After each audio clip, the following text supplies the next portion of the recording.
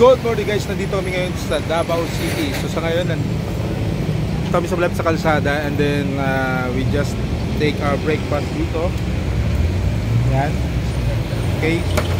So guys, try nyo ito dito pag dumaan kayo dito. Anong street nga to? JP Laurel. What? Anong street? JP Laurel. JP Laurel. JP Laurel. AKA Street. Yan. So, pag pumunta kayo dito sa Davao, kailangan dumaan dito dahil you know, okay yung mga street food dito. Yan, syempre with the si Master Sergeant. Yan. Yan, di ba? Yan. Saka yung mga paninda-nida dito.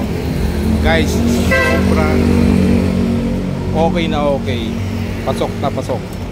Patok na patok sa budget. Feature natin sila. Yan. Okay. And then dito sa lugar na to, ito yung lapad ng ano dito. JP Laurel. The Euro Towers. Yan, lusog na.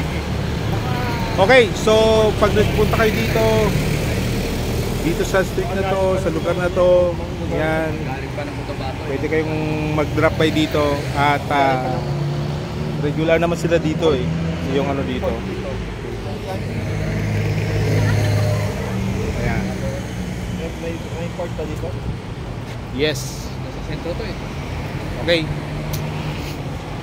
So pag guys, pag napadaan kayo dito, punta dito kayo sa ano ng Davao. So this is the JP Laurel Street.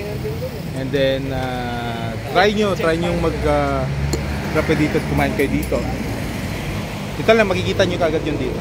Okay? So with that, bye bye na kayo. Bye bye!